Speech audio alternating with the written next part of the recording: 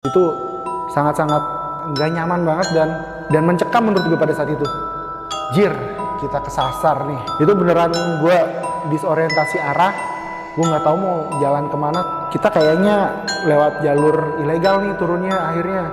Dia udah kayak nggak kuat jalan gitu, terus dia bilang udah tinggalin aja gue di sini. Gue ngerasa kayaknya jalurnya ke situ, tapi kayak entah ditutupin semacam bayangan hitam. Kita ngelakuin apa sampai kayak isengin hampir mati gitu. 10-20 meter ke atas itu terjal gitu, dan gue harus bergelayutan di dahan-dahan pohon untuk ngangkat badan gue ke atas gitu. 5 menit perjalanan, set, rapet, sumpah, langsung terhalang semak-semak gue, langsung terhalang sama ranting-ranting gitu, pohon-pohon yang bekas tumbang gitu. Wah gile nih, salah nih. Oh ini tuh di desa namanya Pasir Sarongge.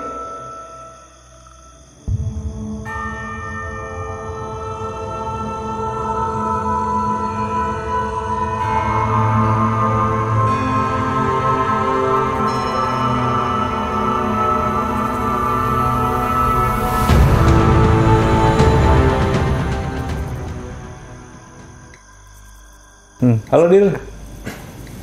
Halo. Halo, apa kabar Dil? Kabar baik bro. Nah ini gue kedatangan temen gue.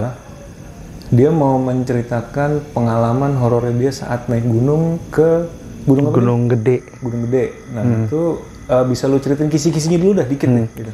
Sebenarnya gini, ini pengalaman gue waktu sekitar tahun 2014-an lah. Oke. Ketika baru-barunya lulus dari kuliah dan nikmatin hasil dari kerja, gaji gitu. Gue suka banget gitu menghabiskannya buat gue pakai jalan-jalan ke gunung waktu itu. Nah, kurang lebih sih sebenarnya pendakiannya lewat jalur yang benar, Gunung Putri. Cuma gue ngambil jalur tikus gitu, jadi ngelewatin pos ranger sehingga gue nggak kena karcis gitu. Dan pada akhirnya gue turun lewat jalur yang ilegal. Ilegalnya tuh bukan karena kemauan sendiri, bukan, karena emang gue salah jalur aja. Lalu ibaratnya nyasar lah ya. Gitu kesasar di jalur ilegal. Nah, nama jalurnya itu adalah Sarongge, atau bisa disebut Desa Pasir Sarongge. Jadi naik dari Putri, turunnya di Desa Pasir Sarongge. Gitu. Sip. Sampai di situ dulu, kita langsung mulai aja kali ya. Yuk. Cerita dimulai ketika pada waktu itu tahun 2014, bulannya kurang lebih bulan Oktober tahun 2014, dimana gue ngerasa jenuh banget nih sama kerjaan. Waktu itu gue masih bekerja sebagai jurnalis di sebuah media begitu ya. Ya tahu sendiri kan, sebagai jurnalis itu lo mesti ya menyibukkan diri untuk kesana kemari, ngelawan kemacetan kota gitu. Terus belum tentu dapat apa yang lu mau kan. Stresnya tuh cukup parah waktu itu gue ngerasa. Akhirnya gue berinisiatif untuk mengajak beberapa teman buat nemenin gue untuk mendaki gunung. Tujuannya sebenarnya gunung yang nggak jauh-jauh sih, Gunung Gede, yang emang kalau dijangkau dari kota Jakarta ya, itu kurang lebih 3 jam lah kalau pakai kendaraan umum.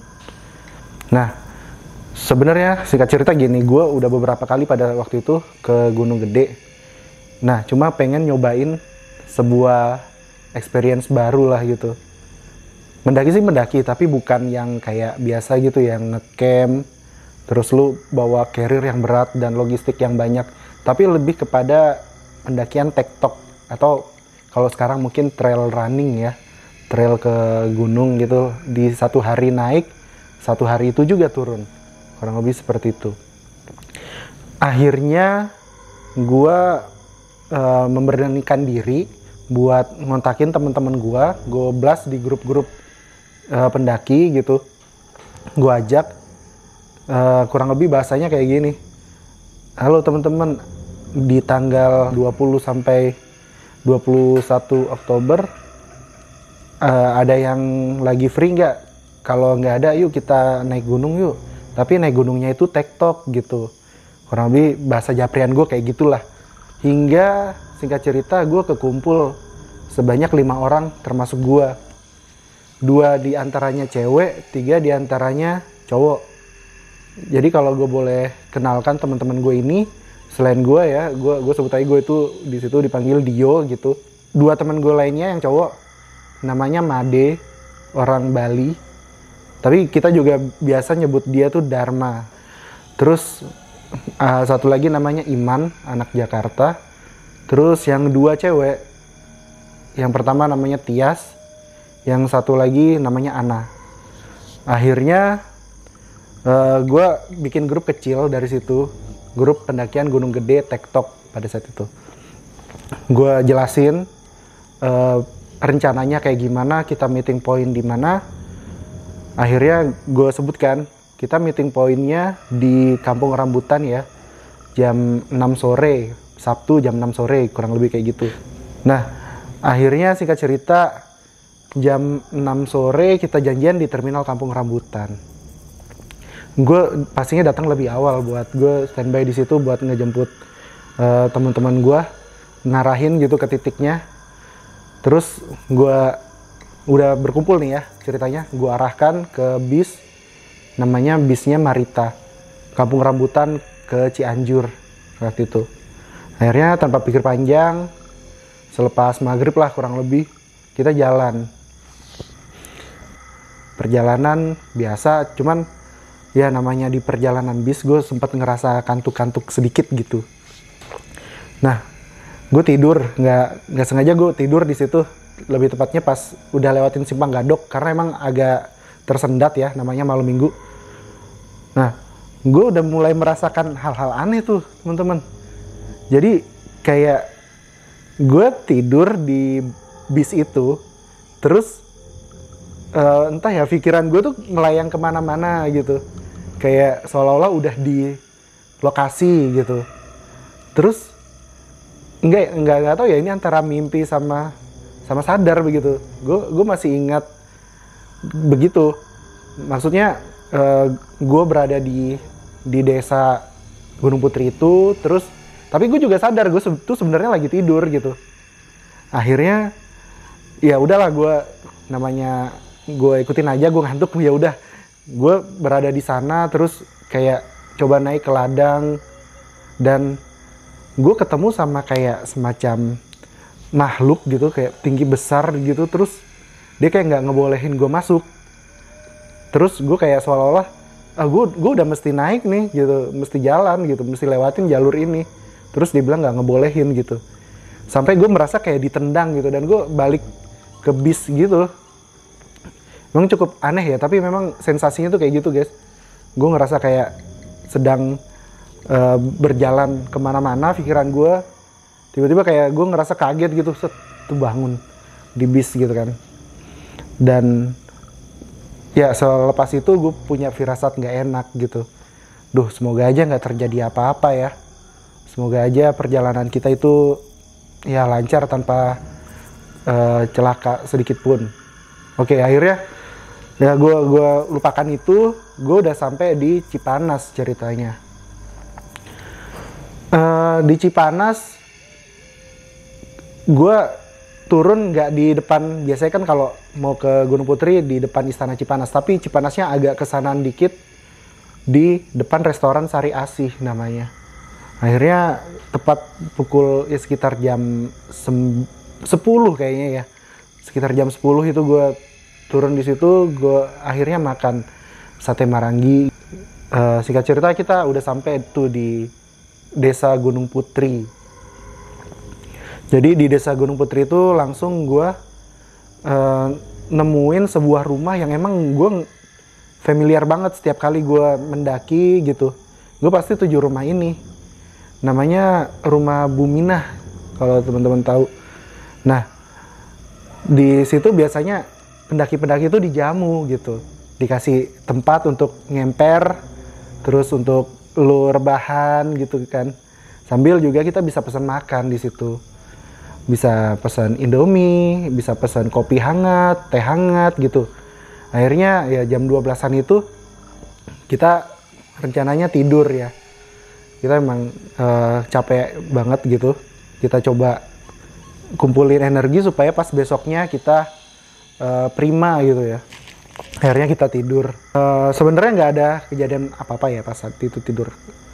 Cuma dari perspektif temen gue nih cerita, ada satu cewek namanya Ana.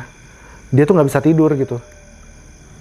Kayak seolah-olah ada yang ngawasin, terus ada yang ngerasa kayak ngasih sinyal-sinyal bahaya gitu lah. Gue nggak tahu intuisinya dia. Emang sebenarnya anak ini adalah sedikit kepekaan gitu. Tapi ya udah dicuekin aja. Sempet kayak kita tegur gitu kan, lu tidur lu gitu, kalau enggak besok nggak ada energi gitu, kalau enggak lu besok bakal ngantuk banget. Terus dia bilang, aduh gue nggak enak banget nih, gue ngerasa kayak panas banget, gue nggak tahu kenapa. Terus temen nyeletuk gitu, lu biasa tidur di rumah mewah sih, sekarang tidurnya ngemper kayak gini, mungkin jadi nggak nyenyak gitu, kata temen gue satu lagi. Tapi ya udahlah, berpikir positif dan akhirnya kita semua bisa istirahat ya. Singkat cerita, jam 5 pagi kita bangun. Suasana pada saat itu menjelang fajar guys, jadi cukup dingin, tapi mulai terasa dari peralihan 1 menit ke menit selanjutnya tuh mulai terasa hangat gitu ya, karena memang mentari udah mulai naik kan. Nah disitulah kita ngumpulin energi buat sarapan guys. Kita niatnya ngumpulin energi, kita sarapan di situ sambil mempersiapkan badan kita buat aktivitas yang bakal berat ini gitu. Kita tektok, kita juga ngelengkapin logistik, kayak misalkan kita ngebungkus beberapa nasi bungkus dari bawah buat dimakan di atas. Kita juga beli snack kecil, roti gitu ya, coklat, air juga, dan kita naik pakai backpack ceritanya. Oke. Terus sekitar jam 6 pagi nih, gue briefing teman-teman gue, bro, ini mulai ide-ide nakal nih ya sebenarnya. Teman-teman gue juga nggak tahu ternyata gue punya ide senakal ini gitu. Gue bilangin, bro, teman-teman semua, ini rencana kita nggak bakal beli karcis. Cuma gue tahu jalur tikus buat ngelewatin pos ranger, tembus nanti di pos 1.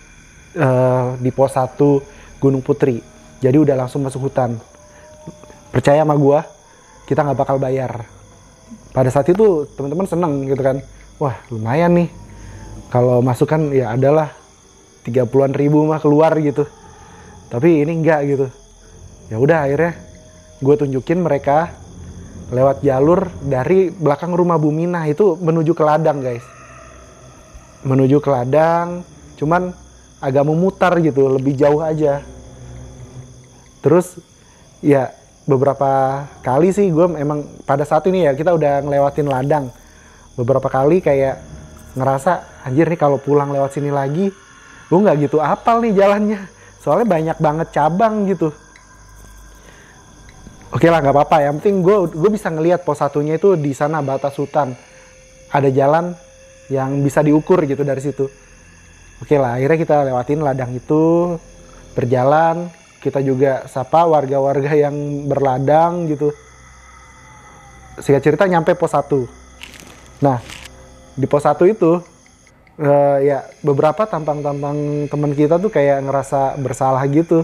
Langsung ditanyakan sama pendaki-pendaki lain, Mas lewat jalur mana gitu. Gue berkelit aja gitu, oh tadi dari sini gue coba ke bawah mas gitu, coba lihat-lihat.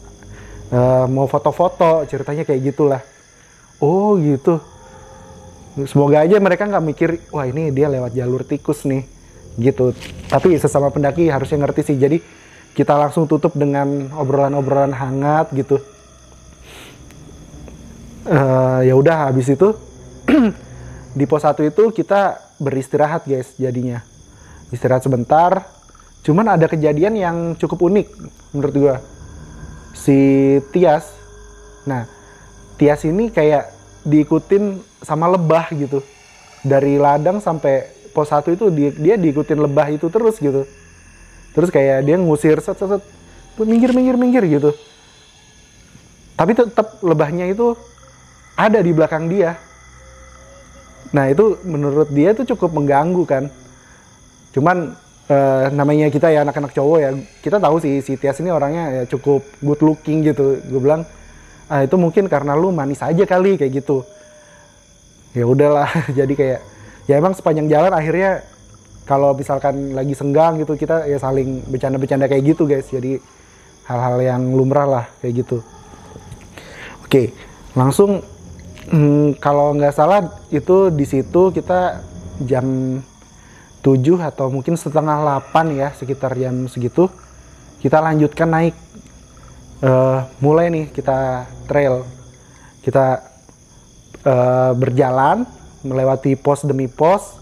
Kita lewatin, kalau nggak salah itu di Gunung Putri punya 5 pos ya. Pos 1 tadi yang batas hutan tadi, terus habis itu beberapa pos lagi, pos 2, pos 3, pos 4, pos 5 itu namanya Simpang Maleber. Nah di sini nih yang menjadi kuncinya sebenarnya nih, yang gue ngerasa bakalan ada sesuatu pengalaman yang gak terlupakan gitu di situ. Itu kalau gue boleh deskripsikan ya, kalau misalkan pos 1, pos 2, pos 3, pos 4 itu masih di dalam hutan lah, masih di tengah lah. Kalau misalkan badannya Gunung Gede mungkin dia masih di tengah. Nah pos Simpang Maleber ini sedikit lagi menuju Surya Kencana. Nah di situ gue beristirahat gitu sambil juga ya bercanda-bercanda, terus sama ngeprogram buat selanjutnya itu bakalan kayak gimana gitu. Nah kita istirahat di situ, cuman di situ kayak ada ya bercandaan yang nggak semestinya lah, yang nggak etis gitu. Mungkin gue nggak terlalu bisa ceritakan detail, tapi memang ada kayak semacam obrolan-obrolan yang menuju ke ya begitulah ya, namanya cowok ketemu cewek modus-modus gitulah ceritanya. Kayaknya obrolan tuh mesti dijaga begitu. Gue takut kalau seandainya keterusan jadi lupa diri begitu dan akhirnya celaka nanti buat kita. Setelah istirahat itu sekitar jam 10, jam 11 kita lanjut lagi ke Surya Kencana. Perjalanan dari Maleber ke Kencana itu memakan waktu sekitar 20 menit sih sebenarnya, karena kita nggak bawa beban kan. Jadi langkah kita tuh cepet. Nah di dalam Surya Kencana, nah baru deh kita kayak wah gila Surya Kencana cerah banget. Jujur itu pada saat itu Surya Kencananya cakep banget, cerah banget gitu. Dan lu ngelihat sepanjang pandangan lu melihat itu nggak ada halangan. Awannya tuh bahkan bisa dibilang nggak menghalangi lu untuk memandang ujung kota kayak gitulah misalnya. Itu bener-bener luar biasa, kita bersyukur banget, indah banget, kita nikmatin momen itu, kita foto-foto gitu, terus ya kita ya istirahat gitu, duduk-duduk, kita jalan lagi, terus sampai akhirnya di persimpangan jalur menuju puncak. Ke kanan kan itu kan naik ke puncak Gunung Gede. Nah kita duduk di situ sambil makan siang. Kita makan ya seperti biasa lah pada umumnya. Habis itu kita coba naik ke atas puncak gitu untuk mau ngabadiin momen foto di puncak Gunung Gede ceritanya. Kita naik kurang lebih kayaknya cuma 15 menit atau 20 menit gitu. Karena emang nggak bawa beban banyak kan. Kita naik ke atas, akhirnya sampailah mungkin tengah hari tuh jam 12-an kita ada di atas dan foto-foto gitu. Gak lama kita turun, rencananya mau turun lewat Cibodas tadinya. Kita ikutin lagi tuh jalur Puncak Gede. Kalau lu terusin kan lu bakal lewatin Kandang Badak gitu ya. Nah gue masuk tuh, gue ikutin jalur itu nyampe Kandang Badak. Perjalanan turun tuh cepet banget, sejaman gitu. Nah nyampe situ emang kalau badan sih bisa dibilang masih cukup fit lah, masih banyak energinya. Tapi mungkin haus-haus biasa gitu kan. Ya udahlah, gue sama teman-teman pesan kayak nutrisari, kopi gitu, teh hangat, kadang juga ada yang pesan Indomie gitu. Nah gue nggak tahu kenapa, kayaknya insting gue gitu, gue kan orangnya kayak penasaran banget. Jadi ketika lu turun menuju kandang badak, sebelum kandang badak lu akan disuguhi sama persimpangan kayak perempatan gitu. Kalau ke kiri itu ke puncak Pangrango, ke kanan jalur gue nggak tahu itu apa. Kalau lurus lu ke kandang badak turun. Gue ke kanan guys, ke kanan, ikutin jalur itu terus, putus gitu, langsung ketutup rapet. Gue penasaran, wah ini jalur apa ya? Akhirnya gue coba duduk-duduk dulu di situ, mungkin sambil teman-teman yang lain kan pada makan gitu ya, pada ngopi-ngopi. Gue duduk di situ sampai gue ngerasa kayak pengen pup lah gitu. Ya, gue buang air lah, buang hajat di situ. Dan gue baru ngeh ketika gue pup itu ada tulisan kayak ini bukan jalur, atau mungkin dilarang melewati jalur ini bukan jalur begitu. Wah, firasat gue nggak enak nih. Ini apa ya, jalur apa ya gitu. Terus kayak pada saat gue buang hajat itu ngerasa beberapa kali kayak ada yang nimpuk gitu.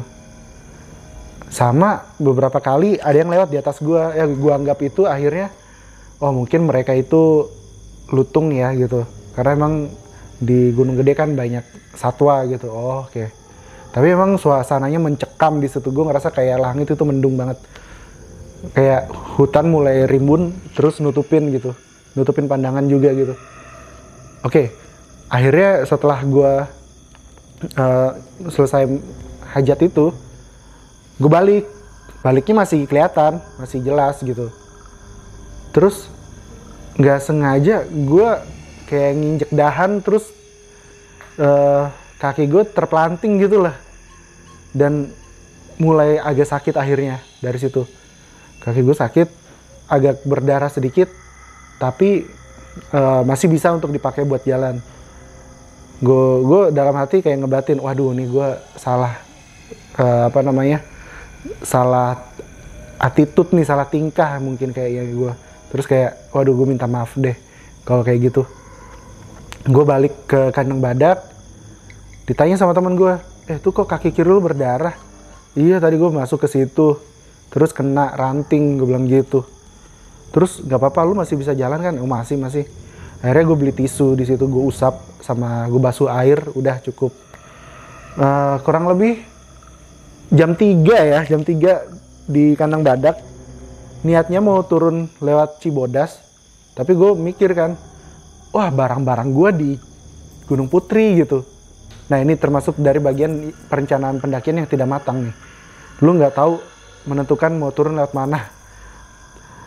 Nah, gue mikir kan jadinya kalau misalkan turun lewat Cibodas, lu bakalan repot, soalnya dari Cibodas lu mesti naik lagi ke Gunung Putri, naik angkot gitulah. Bakal banyak keluar biaya. Jadi daripada kayak gitu, gue bilang sama teman-teman gue, men kayaknya kita balik lagi aja deh ke Gunung Putri. Kita naik ini, masih pada punya tenaga kan? Iya masih. Yaudah akhirnya kita naik ke atas.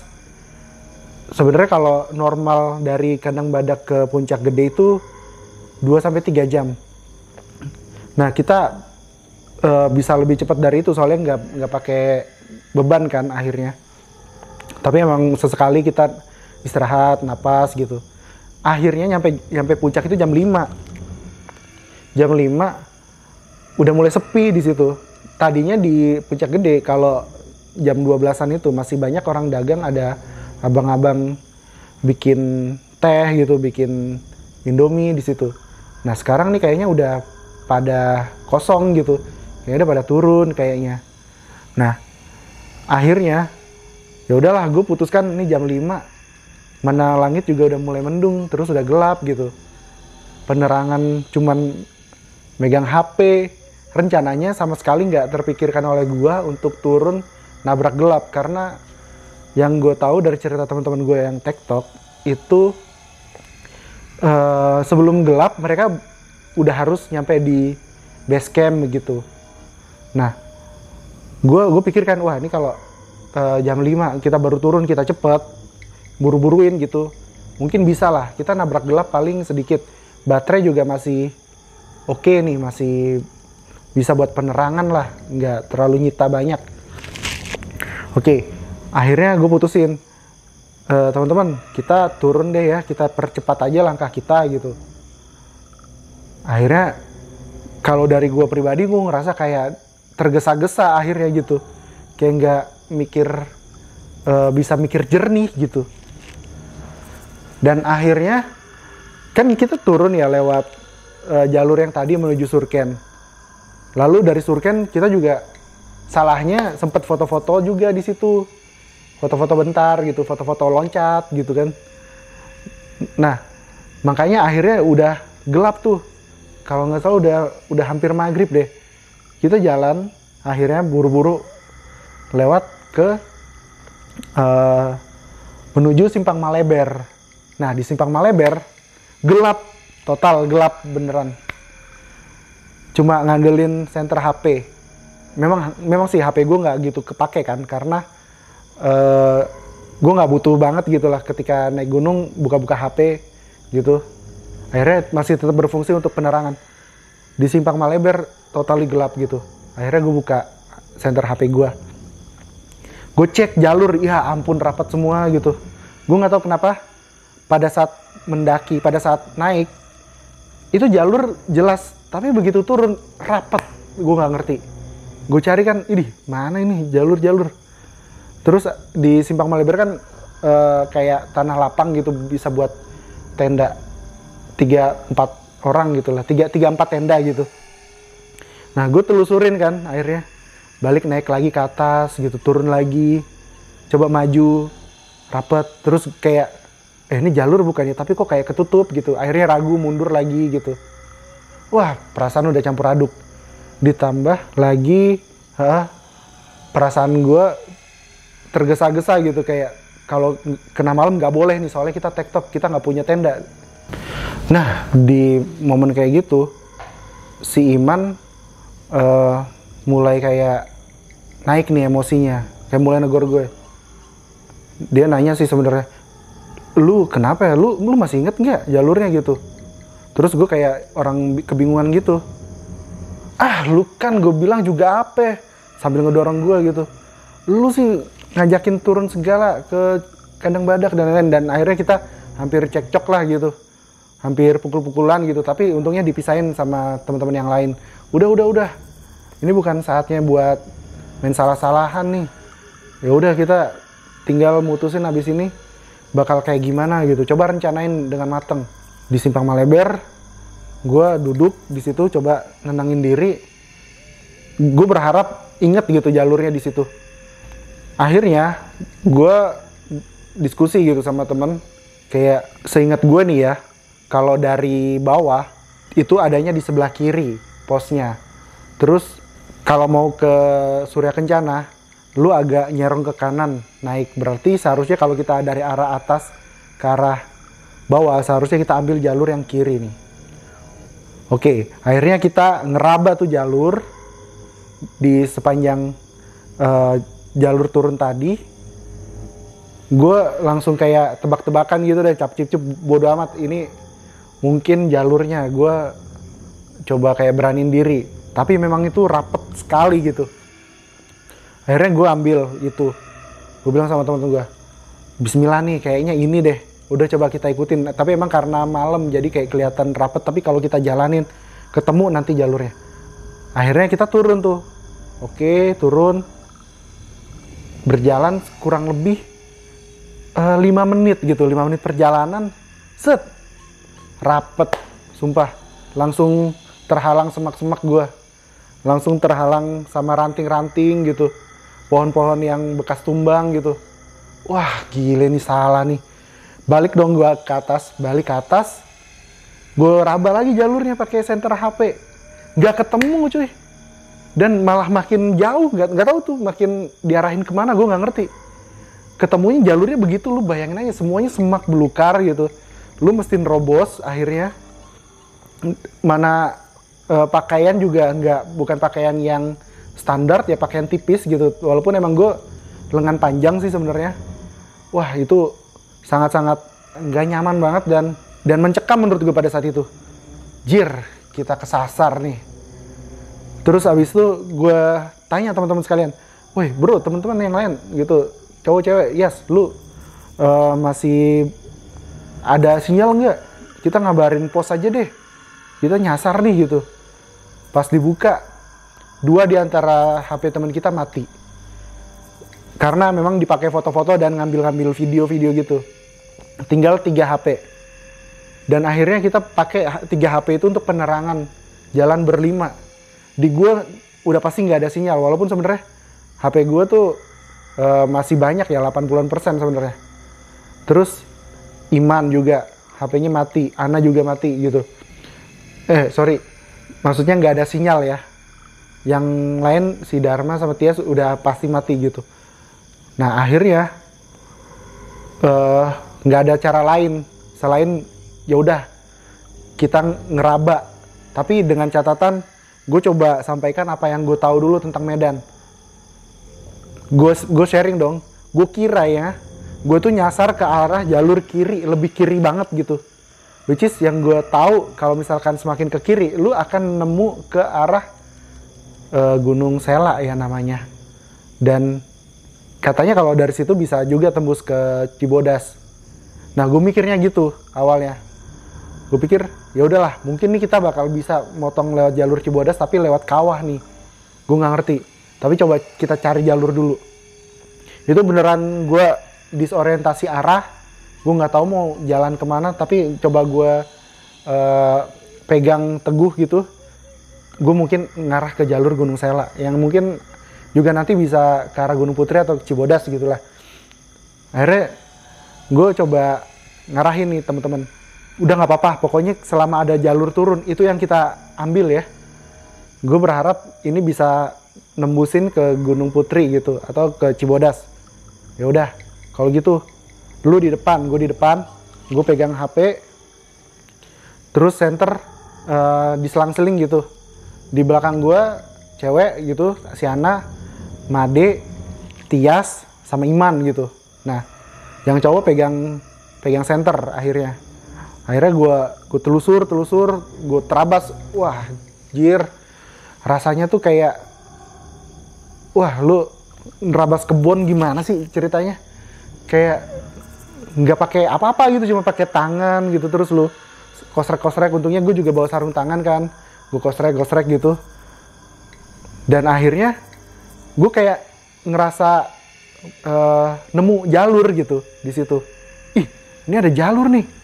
Kayak kecil tapi kayak pernah dilewatin orang gitu rasanya.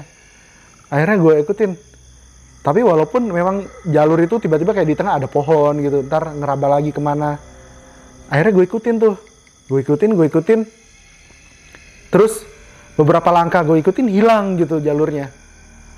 Dan ya gue masih di dalam kepanikan gue ya pada saat itu. Gue stres gitu. Gue coba nenangin diri. Setiap kali gue nggak tahu harus melangkah kemana, gue duduk diam gitu. Dan teman-teman yang lain juga diam. Dan akhirnya ya pada saat gue diam itu, ya gue coba nyalain senter ya, gue lihat sekeliling. Itu memang hutan lebat sekali gitu.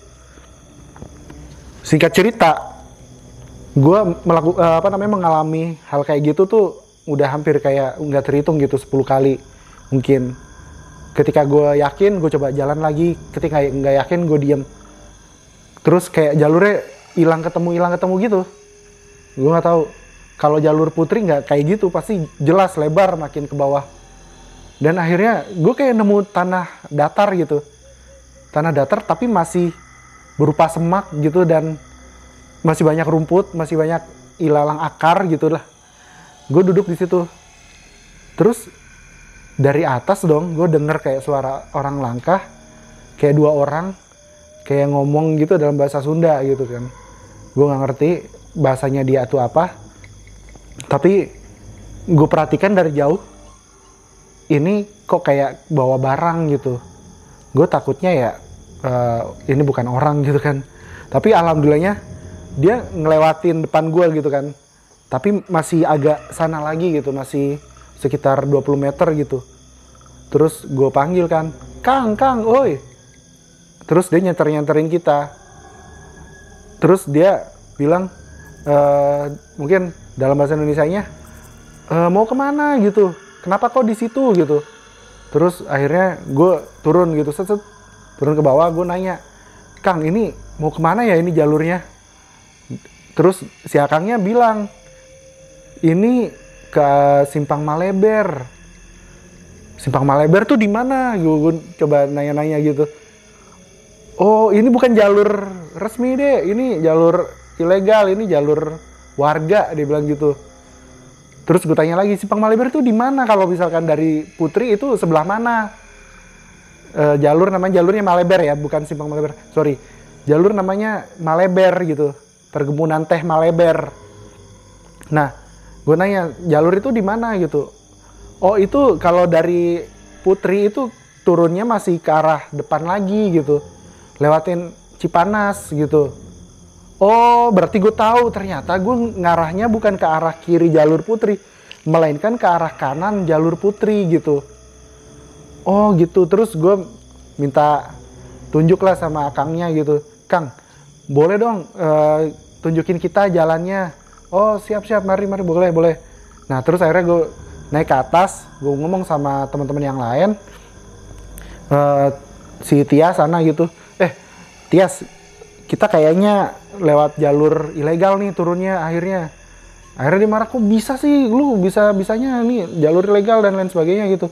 Tenang dulu emang nih kalau malam gue disorientasi jujur aja, tapi ya nggak ada cara lain nih daripada kita di sini terus. Gue nggak tahu persediaan logistik juga, tinggal beberapa bungkus roti gitu dibagi buat berlima, rasanya kurang gitu.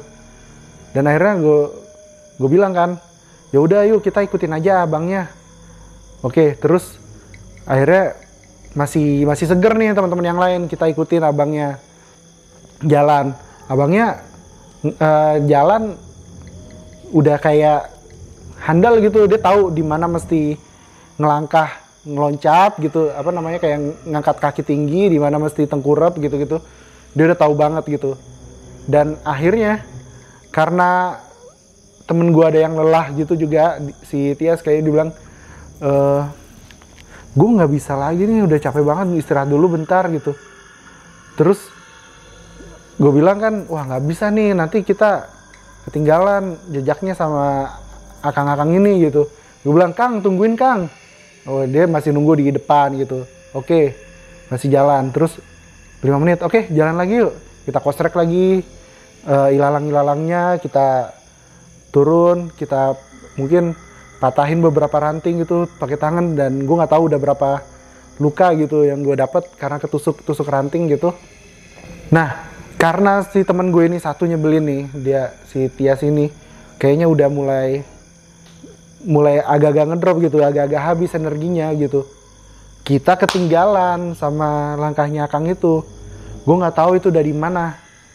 Nah waktu itu gue lihat jam di gua menunjukkan pukul 12 malam, which is itu wah udah sangat gelap dan udah di tengah malam gitu. Beberapa teman juga udah mulai ngantuk, udah mulai hampir ngedrop. Gue bilang, bro jaga kesadaran, kita jangan sampai ngedrop di sini. Kalau kita hilang kesadaran di sini, kena kita udah pasti kena hipo atau bahkan innalillahi gitu ya, gue nggak tahu. Gue bilang jangan ada yang tidur gitu, pokoknya kalau ada tidur kita tampar aja gitu. Akhirnya ya udah, temen gue yang satu udah mulai kayak hipo nih, si Tias ini cewek, dia hipo udah mulai meracau gitu, udah mulai nggak jelas, dia ngelihat aneh-aneh. Gue tahu sih, gue coba berpikir positif ya, orang kalau hipo itu mungkin udah mulai berhalusinasi gitu, kayak ngelihat sesuatu yang nggak, yang dianggap objek lain gitu, padahal mungkin itu adalah objek lain. Katakanlah misalkan pohon gitu, tiba-tiba kelihatan kayak bentuk orang kayak gitu. Nah kayak gitulah yang gue tahu ya. Terus dia udah kayak nggak kuat jalan gitu, terus dia bilang udah tinggalin aja gue di sini gitu.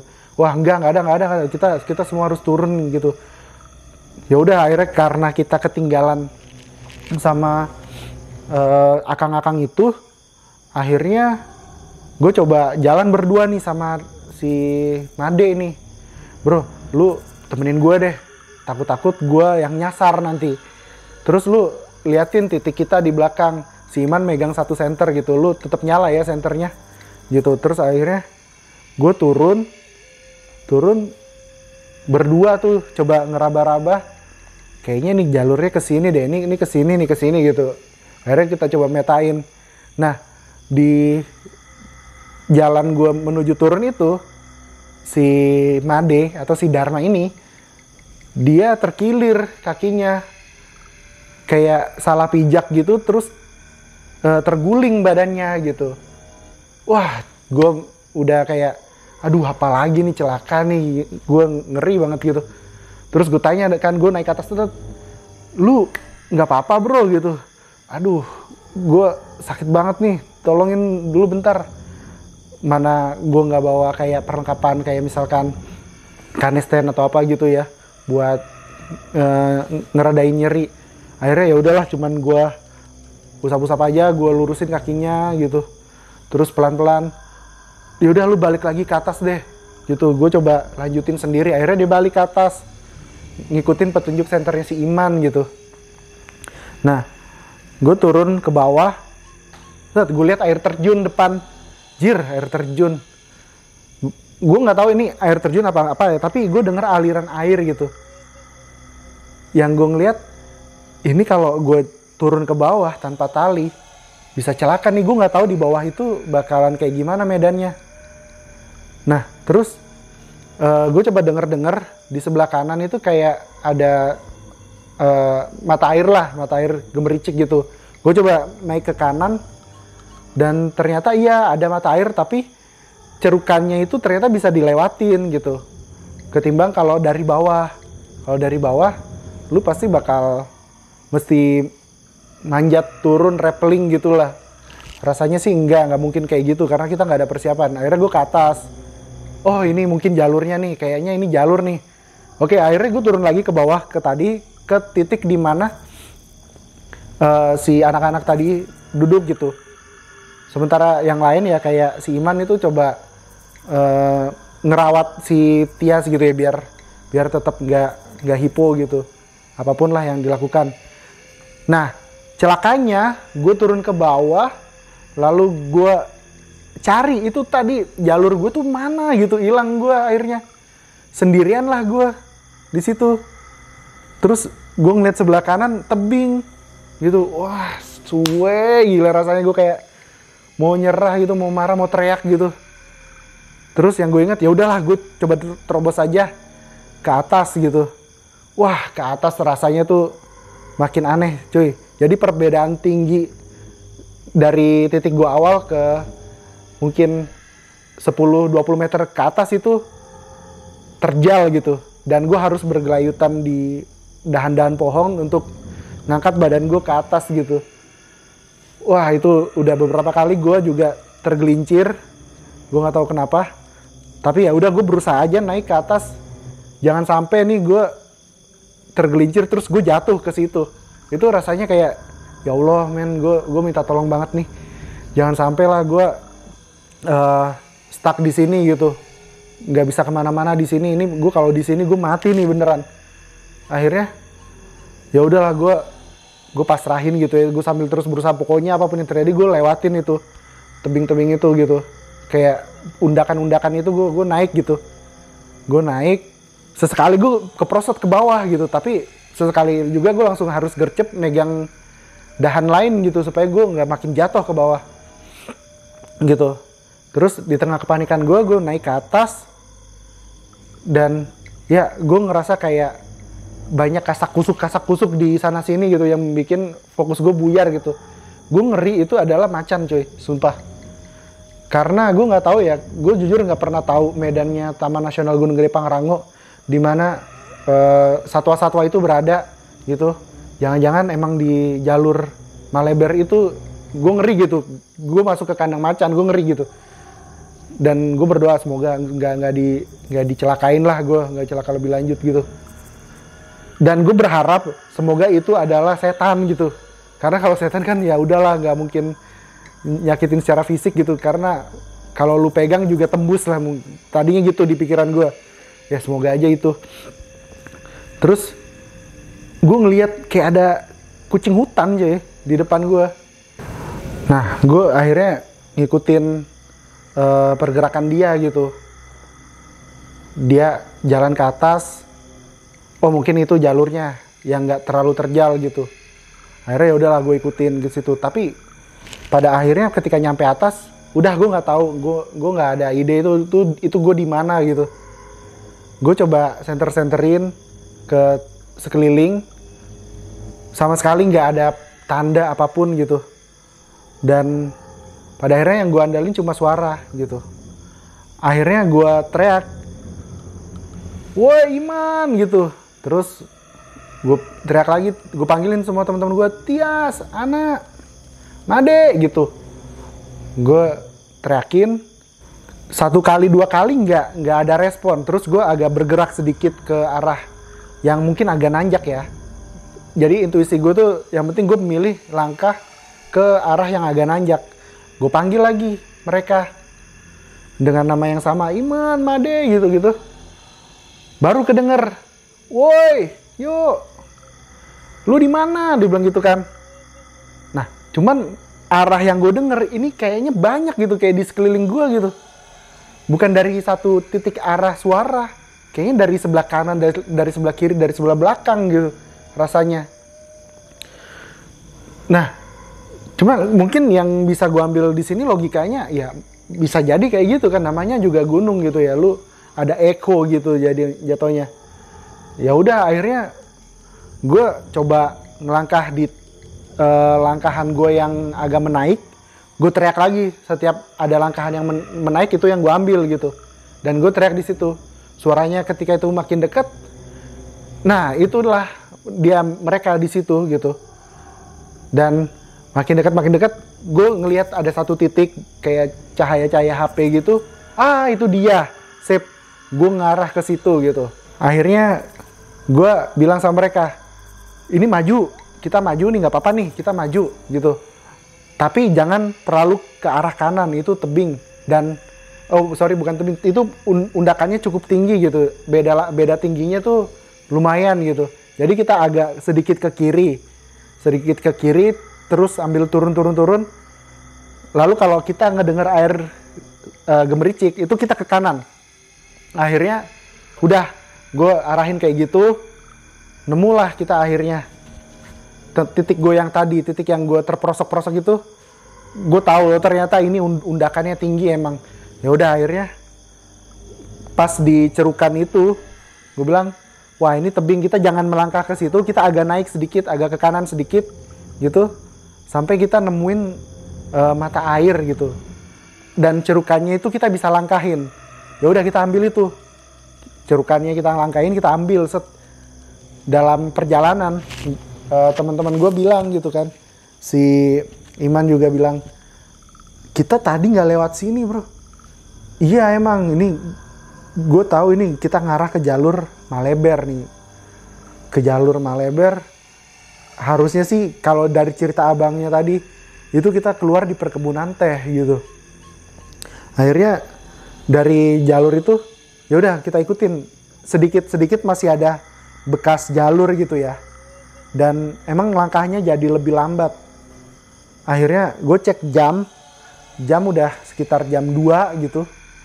Terus juga baterai si Iman juga habis, sisa tinggal 2 baterai. Dua senter nih. 2 senter. Tetap kita jalan. Terus, nah kebetulan di pandangan gue lurus itu sekarang bukan lagi hutan rapet. Alhamdulillahnya. Di pandangan gue lurus itu gue masih akhirnya gue nemu kelap-kelip lampu-lampu kota gitu. Gue bilang, "Oke, berarti ke situ nih arahnya nih. Kalau kita bisa ngikutin arah lampu-lampu kota itu, kita bisa turun ke bawah gitu." Nah, sementara temen gue yang cewek, Tias, udah kelelahan. Terus gue bilang, "Udah lu paksa aja diri lu kalau bisa jangan diem, karena kalau diem lu bakalan makin kedinginan gitu. Lu gerak supaya badan lu panas." Dan gue paksain dia untuk suplai makan gitulah. Kita langsung tentuin gitu, jalur yang kita tuju itu adalah jalur yang mengarah ke lampu-lampu itu. Oke, akhirnya gue depan, gue jalan pelan-pelan. Kali ini di hutan itu nggak gitu rapet, jadi masih ada space gitu dah. Tapi walaupun memang sekeliling kalau kita ke arah kanan atau kiri itu menjadi rapet, jadi gue ikutin yang jalur yang nggak rapetnya gitu. Nah, gue masuk ke celah-celah pohon yang nggak gitu rapet, dan beda tinggi antara 1 atau 10 meter dengan 10 meter lainnya tuh nggak terlalu yang drastis kayak kayak curam gitu, enggak. Tapi mulai agak-agak landai nih. Nah, gue harus jaga kayak gitu momentum, ikutin kontur-kontur yang landai-landai itu gitu. Perjalanan sekitar entahlah ya 2 jam atau lebih gitu, gue nemu lagi kayak gitu. Kali ini di ujung tebing udah lost gitu. Wah, gue langsung panik, salah cuy, jalannya salah. Kita kayaknya mesti balik lagi ke atas. Wah gila, temen gue udah langsung marah-marah. Gila lu, kita balik lagi ke atas dengan medan yang kayak tadi. Kita bisa turun aja makan 4 jam nih, naik berapa jam gitu. Wah udah gak ada ide gue. Nih kalau kita terusin, itu lost itu udah curam banget itu di depan gue. Walaupun emang sebenarnya kalau ngelihat ke sana itu kita bisa lihat lampu-lampu kota itu tadi. Akhirnya waduh, gue langsung kayak mau ngejerit gitu, anjir salah lagi gue 2 kali kan, akhirnya kena kayak gitu. Gue akhirnya mundur dikit, gue nggak ada ide nih. Gue sumpah kalau misalkan mesti balik lagi ke atas, udah gue nggak ada energi, logistik juga habis, air juga ya masih sih air tadi kan di sumber air kita ngambil juga gitu sebenarnya. Nah, cuman kalau balik lagi ke atas udah nggak kuat gitu. Dan akhirnya ya udahlah, duduk dulu di sini. Gue mikirnya tunggu subuh sampai matahari terbit. Sekarang udah jam berapa nih? Jam 4 ya. Jam 4 berarti menuju subuh kurang lebih 1 jam sampai 1,5 jam sampai kelihatan matahari gitu. Nah, akhirnya ya kita buat diri kita tuh jangan diem. Akhirnya kita jalan-jalan. Gue coba jalan kesana kemari. Untungnya gue kayak nemu bekas pos gitu deh, bekas shelter gitu. Dan gue nggak tahu ini apakah pos bekas pendakian jalur legal ataupun ini pos pemburu. Gue nggak pikirkan gitu. Gue coba masukin ke situ gitu, walaupun sebenarnya kayak cuman atap doang gitu kan. Gue masuk ke situ. Oke, yang penting kita nggak kedinginan, kita duduk dulu di sini gitu sambil ya udahlah kita coba hangetin badan, gerak-gerak apapun lah gitu. Nah, terus abis itu si Tias ini kayak pingsan gitu bro. Jadi gue sumpah panik banget. Wah, ini orang kalau dia sampai ketiduran ataupun gak sadar diri gitu, itu bisa bahaya gitu, bisa kehilangan nyawa gitu. Akhirnya kita lakukan segala cara lah. Kita mikirin, wah ini orang jangan sampai kedinginan, jangan sampai hilang kesadaran. Kita tepok-tepokin, kita peluk gitu-gituin. Dan akhirnya gue ngerasa dia tuh kesurupan atau apapun ya sebenarnya. Ketika dia mulai sadar-sadar, mulai kayak meracau gitu, kayak suaranya jadi lain, kayak suara cekikikan gitu, tiba-tiba berubah jadi nangis gitu, tiba-tiba marah, terus kayak nunjuk-nunjuk arah nggak jelas gitu, terus kayak minta tolong dan lain sebagainya. Waduh, itu momen dimana gue ngerasa paling mencekam di situ. Terus akhirnya ya gue berdoa dalam cara gue sendiri gitu, ya semoga jangan diisengin lah gitu.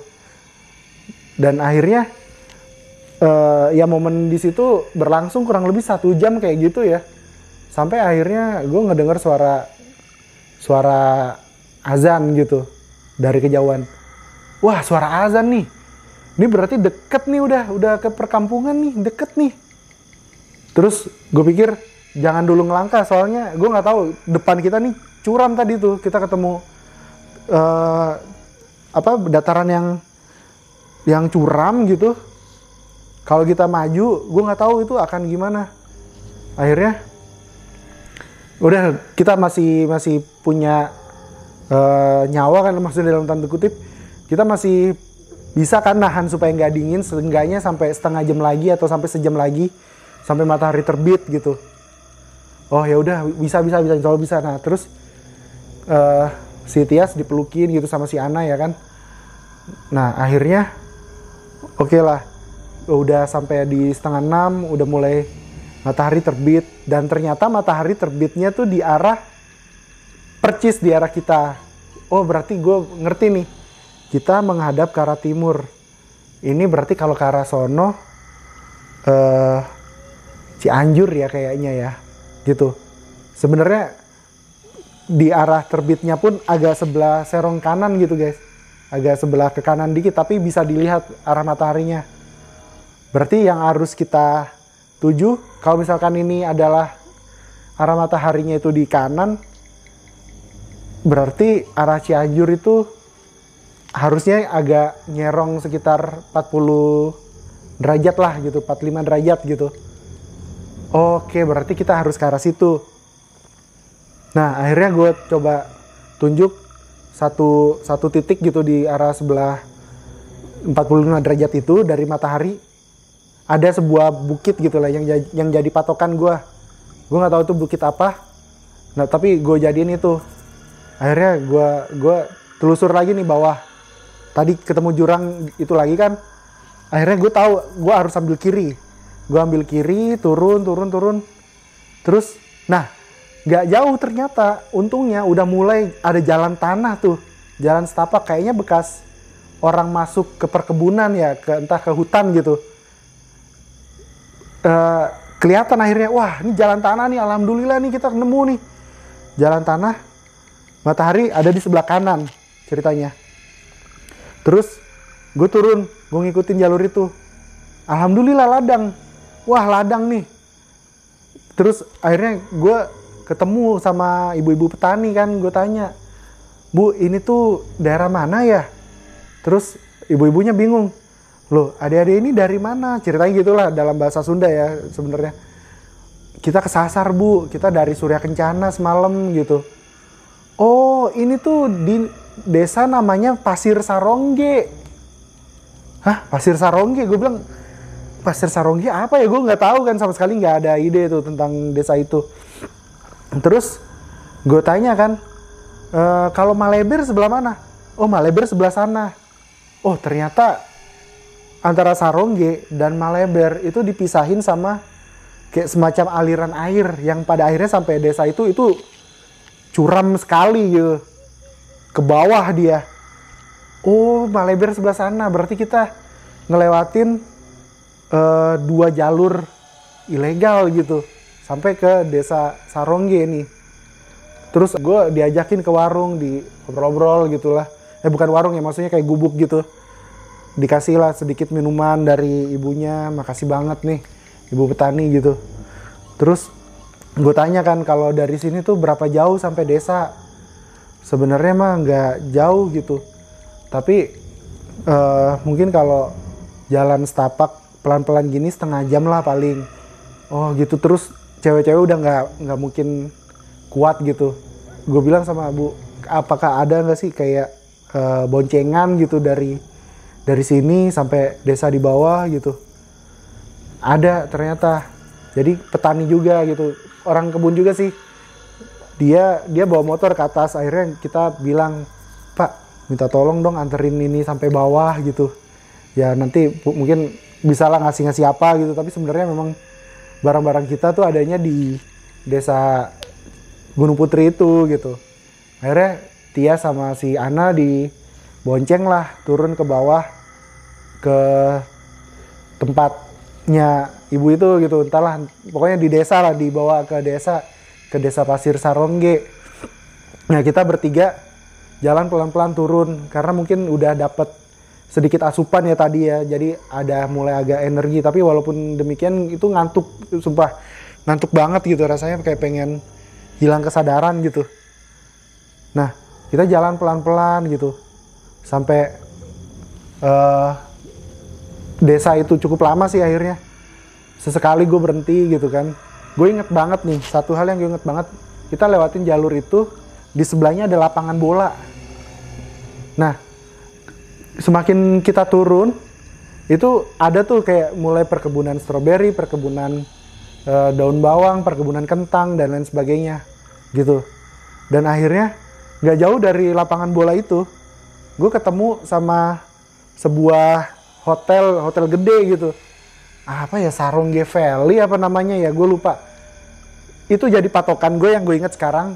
Kita ngarah ke jalan yang sebelah kiri, ada jalan kampung gitu, kita masuk ke situ. Dan akhirnya 2 orang ini, temen gue yang cewek, dia dibawa ke situ gitu. Dan alhamdulillah kita ketemu sebuah rumah dan kita bisa beristirahat. Wah, rasanya kayak wah, surga banget gitu ya, habis capek-capekan semalaman gitu. Kita istirahat, ngedrop, dan si Tias ini udah ngedrop banget. Dia akhirnya dilarikan ke puskesmas gitu guys. Nah, gue pun juga sama ada luka-luka, tapi gue nolak gitu buat dibawa ke sono. Gue coba basuh sedikit aja pakai obat merah dan ya sedikit kapas sama perban gitu. Kayak gitu aja sih palingan. Mungkin begitu cerita dari gue. Oke. Gue beberapa pertanyaan sini, Del. Tadi kan lu bilang tuh lu sempet turun ke arah apa, kandang badak ya? Iya. Itu kan lu bilang ada kalau ke kiri tuh ke mana, lurus kemana, kanan kemana. Iya. Kanan lu nggak tahu tuh tempatnya lu kemana tuh. Tapi kenapa lu belok kanan? Pada saat itu nggak tahu. Karena emang orang gue iseng sih sebenarnya. Yang sebelah kiri itu sebenarnya ke Pangrango, ke jalur Gunung Pangrango. Lurus itu ke kandang badak. Nah, ceritanya teman-teman tuh di simpang itu nemuin pedagang gitu dan ngopi-ngopi gitu, makan pop mie dan lain sebagainya. Nah, gue iseng gitu ke kanan kayak ya namanya pengen tahu gitu sebenarnya. Tapi emang di depan tuh sebenarnya di rating gitu. Ada ranting nutupin gitu, bukan jalur dibilang gitu. Nah, gue masuk ke situ, kayak jalur gitu, gue nggak percaya kan, kayak jalur. Tapi sampai beberapa langkah ke depan hilang gitu jalurnya. Nah, belakangan yang gue tahu ternyata itu jalur ke kawah. Ke kawah Gunung Gede. Jadi kalau misalkan lu terusin itu lu ke arah kawah gitu. Bener, ke arah kawah dan ke Puncak Sela. Oh, Puncak Sela. Berarti jalur bahaya dong, maksudnya ke kawah tuh lu nggak ada apa-apa juga kan di sana? Sejauh yang gue tahu, pada akhirnya setelah gue cerita ke teman-teman, itu jalur terlarang karena di sekitaran kawah itu banyak habitat gitu. Oh, maksudnya banyak habitat? Nggak boleh ada orang lah kecuali ranger yang masuk situ. Buat mantau-mantau gitu. Itu bukan jalur umum sebenarnya. Sebenarnya plan awalnya nggak gitu, nggak ada plan turun ke kandang badak gitu. Tapi karena kita kayak tiba-tiba berubah pikiran, ya udah yuk lintas gitu, kita mau lintas ceritanya. Berangkat naik Gunung Putri, turun di Cibodas gitu. Nah, itulah salahnya, plan tuh berubah di tengah jalan. Seharusnya tuh naik dari Gunung Putri ke puncak, turun lagi ke Gunung Putri. Gue pikir karena kita tuh kecepatan gitu sampai puncaknya, dan masih banyak waktu terang yang bisa kita manfaatin. Akhirnya kayak ngide gitu, lewat Cibodas aja yuk gitu. Iseng gitu ya, lebih ke iseng ya. Iya, itu salah tuh. Terus terkait TikTok sebenarnya gue udah pernah beberapa kali, dua kali di gunung yang sama juga. Yang pertama itu lewat Cibodas, turun Cibodas lagi. Yang kedua lewat Gunung Putri, turun Cibodas, itu pernah padahal kayak gitu. Tapi memang nggak pernah sampai semalam itu gitu. Nah, cuman ini aja nih yang salah perkiraan. Salah perkiraan waktu ya? Iya. Terus lu kan bilang tuh sempat ngerabas tuh ya? Yang lu nyari-nyari jalur sampai lu ngeraba-raba gitu. Itu lu gimana cara lu tahu kalau depan lu tuh ada jurang? Padahal kan itu kan gelap banget ya. Dan lu cuma mengandalkan senter HP yang dimana itu jaraknya kan terbatas banget ya. Iya benar. Jadi diraba pakai kaki juga gitu. Oke. Nah, dilihat juga pakai senter HP. Biasanya kalau lurus masih rimbun, nah itu masih bisa ditapakin nih gitu. Tapi kalau ternyata misalkan di sepanjang mata kita nih ngelihat kok ternyata mata kita setara sama pucuk pohon gitu. Pucuk pohon berarti kan seharusnya dia kan pohon tuh tinggi, seharusnya akarnya itu ada di bawah. Dan coba gue verifikasi lagi kan jalurnya. Oh ternyata dia kok curam gitu, tiba-tiba menyuram gitu. Terus wah ini gue nggak ngerti nih, kalau misalkan gue terusin gue bisa terguling. Gue anggap itu jurang gitu. Di situ akhirnya ya udah nggak ambil yang itu gitu. Ambilnya yang beda ketinggiannya kayak cuman 10 meter gitu. Gitu. Nah terus tadi kan sempet lu bilang ketemu warga ya, itu warga ngapain bro? Malam-malam di gunung gitu. Nah gue sempet ngobrol tuh. Itu jalur warga. Nah warga itu kan bawa barang sebenarnya dia. Ternyata dia tukang nasi uduk. Dagang di puncak Gunung Gede ataupun di Surya Kencana ataupun di Kandang Badak gitu. Mereka kadang lewat situ gitu. Ada sebagian orang Maleber gitu. Kenapa dia nggak lewat jalur resmi aja dia? Ya mungkin biar cepet kayaknya. Oh mungkin biar cepet. Soalnya kalau lewat jalur resmi pendaki banyak, dia ngantri. Kalau dia nggak nyampe duluan, mungkin nggak akan banyak yang beli gitu. Jadi dia subuh-subuh udah nyampe gitu. Ternyata jalurnya jalur ini gitu. Oh baru tahu. Nah terus kenapa itu warga nggak nungguin lu ya? Lu kira-kira lu tahu nggak tuh? Nah itu gue nggak tahu. Tiba-tiba ditinggal aja gitu sama mereka.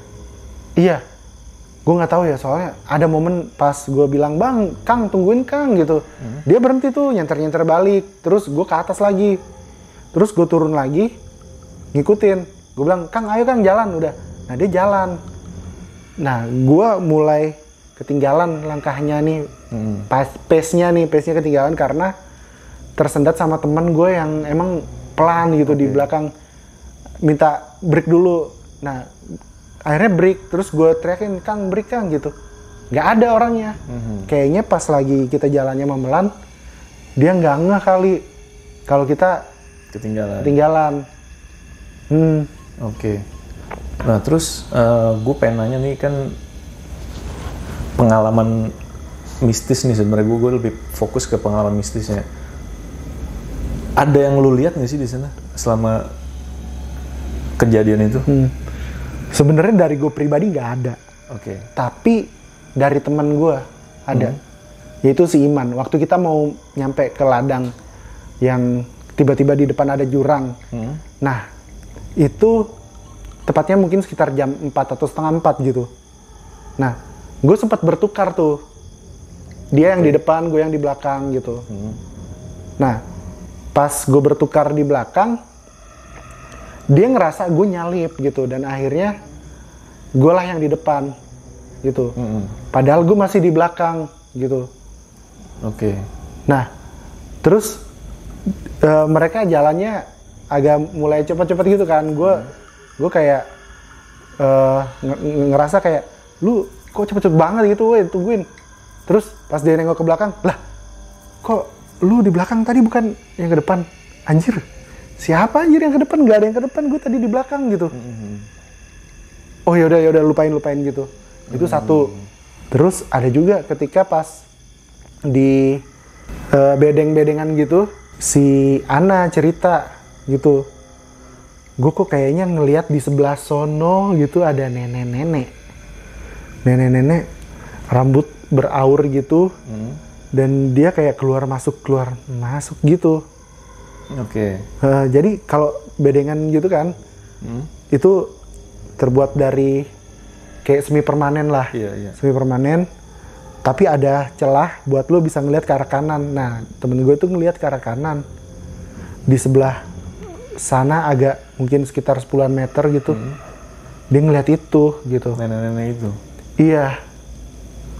Nah Sama lagi, si Ana ngerasa kalau kita itu ditambahin satu. Akhirnya dia cerita, gue ngerasa malah kayaknya kita tuh berenam, dia bilang gitu. Terus gue coba hubung-hubungin, ini mungkin kali sosok ini yang kayaknya ngenyalip si Iman gitu. Kok bisa kayak gitu? Terus pas nyampe bawah, kita berlima. Pas nyampe udah hutan terbuka gitu, kalau masih di dalam hutan kita berenam. Katanya gitu. Dia kan ngeliatin langkah kaki, langkah kaki gitu. Kok dihitung genap gini, gitu. Terus ada lagi gak Dil, kira-kira Dil?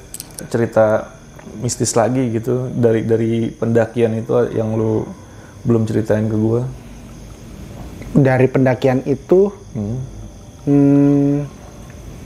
sebenarnya pas di Simpang Maleber sih. Pada saat kita kejebak gelap gitu, dan aneh banget loh sebenarnya. Itu jalur yang seharusnya ya besar gitu, lebar, itu nggak ketemu loh, aneh banget, sumpah. Kita udah raba-raba sekeliling, itu hilang gitu. Terus teman gua, si Ana, bilang katanya, gue ngerasa kayaknya jalurnya ke situ, tapi kayak entah ditutupin semacam bayangan hitam. Oh anjir. Bangsa. Gue bilang, wah gitu ya, gue kenapa gitu, kita ngelakuin apa sampai kayak disengin hampir mati gitu. Langsung wah introspeksi lah kita. Nah mungkin gitu. Karena awalnya lu tuh udah melakukan hal yang nggak baik kali ya, kayak lu nggak lewat base camp gitu, lu nggak beli tiket gitu ya, itu memang ya mungkin itu kali. Benar. Dari situ.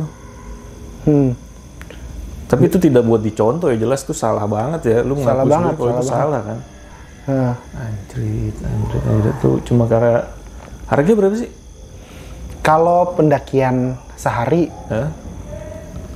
kalau nggak salah ya dulu tuh masih 20-an ribu. Bisa sampai 30.000 kalau weekend gitu.